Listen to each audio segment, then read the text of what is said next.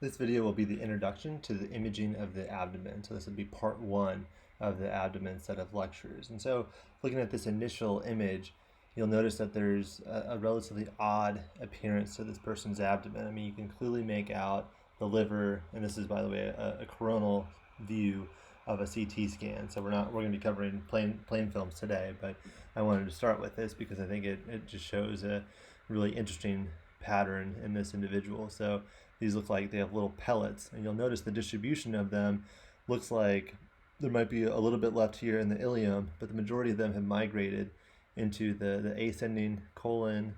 Here's the splenic flexure over here, the descending colon, and moving down into the rectum.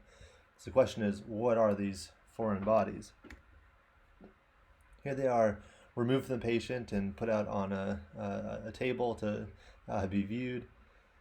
And here's another image, which if you follow the link here to Radiopedia, you actually get a really interesting view where you can scroll through the different DICOM images to be able to appreciate where all these foreign bodies are located.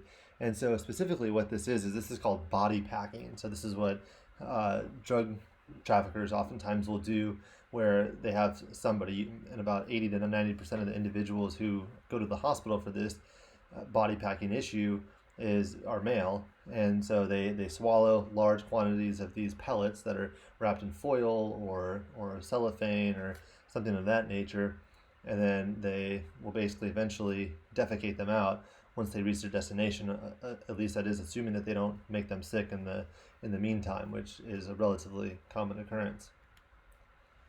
So we're just going to start real quick with a review, just a brief review of some of the structures that we talked about in the last lecture in the thorax.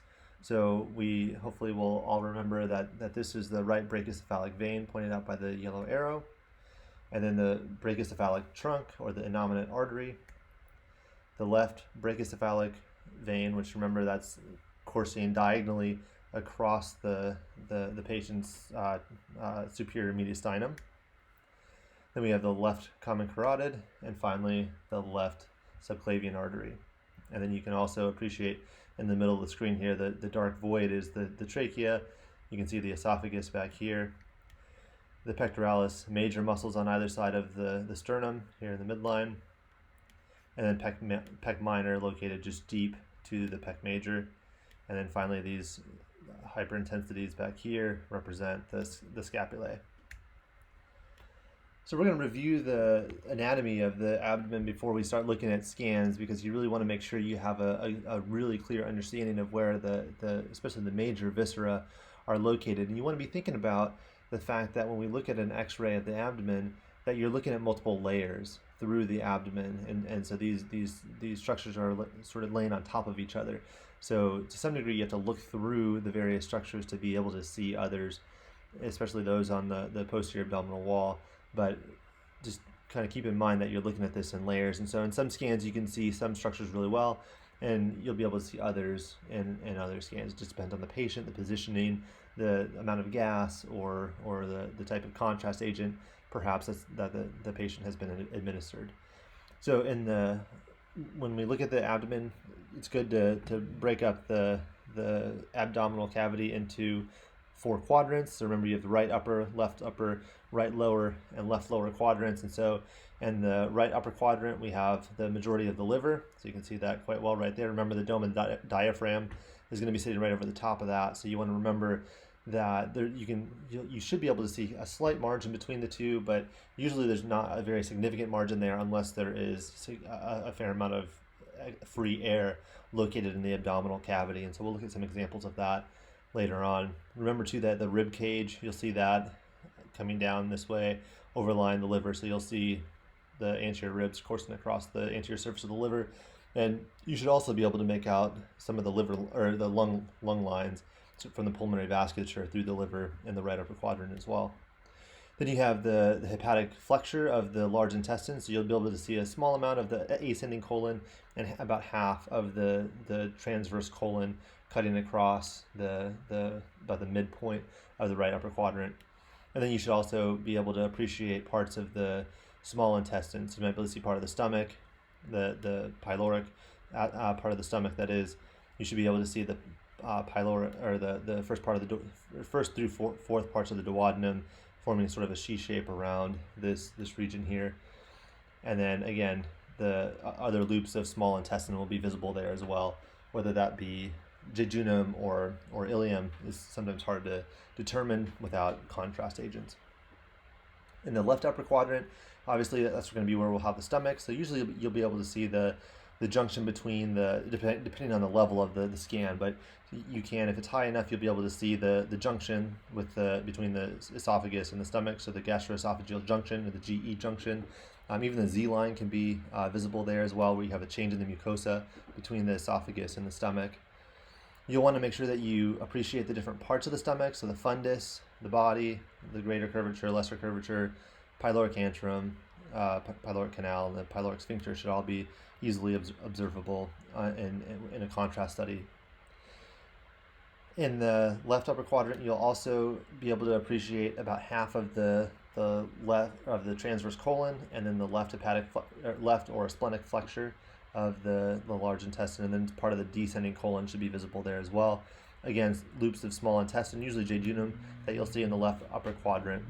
In the left lower quadrant, you'll see, once again, small intestine, mostly jejunum, moving towards ileum as you move from left to right. In the right lower quadrant, you'll be able to appreciate, once again, small intestine, and then you'll be able to see some of the cecum and the appendix oftentimes as well. So here we're looking at the next layer, so to speak, after we've removed a bunch of the small intestine and the transverse colon, the stomach, and the liver. Now you can appreciate some of the deeper structures that you'll be able to potentially see as well. So we'll go through the quadrants again one more time just to talk about each one. So we'll go in a clockwise direction, starting with the left upper quadrant. So you may or may not be able to appreciate the pancreas with a contrast study. Usually, or in some cases, you'll be able to actually see the pancreatic ducts. But the pancreas itself, unless it's significantly pathologic, usually you're not going to see it very well on a plain film X-ray of the abdomen. The spleen should be relatively high up, superiorly located within the left upper quadrant. So if you look kind of laterally right next to the ribs, sometimes you'll be able to make out the rough outline of the spleen, the margins of the spleen, especially inferiorly. That's usually where you'll be able to see it. But with splenomegaly, when it is significantly enlarged, you might see it all the way down, even in the left lower quadrant. Again, descending colon should be visible, and then cutting across into the sigmoid colon, and eventually the rectum down in the pelvic cavity. You'll see oftentimes gas bubbles and stool in that location.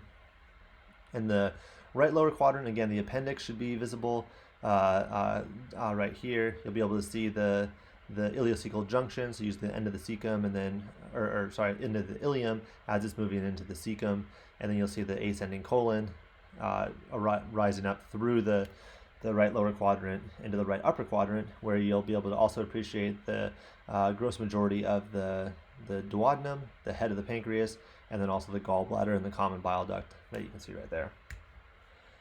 And then finally, we have on our posterior abdominal wall, we have the kidneys and the aorta, as well as the adrenal glands. Adrenal glands tend to be relatively difficult to appreciate on a plain film, but again, you'll be able to usually make out the kidneys, especially the hilum, and then on uteropylography, you'll be able to see the ureters and the renal pelvis quite well, moving down into the bladder. And then again, aorta, you might be able to see the aorta, especially if it's pathologic, like a AAA, abdominal aortic aneurysm. Usually you can appreciate those quite easily. So here we have a plain film radiograph of the abdomen, where once again you can see the overlay of the four quadrants that we just talked about.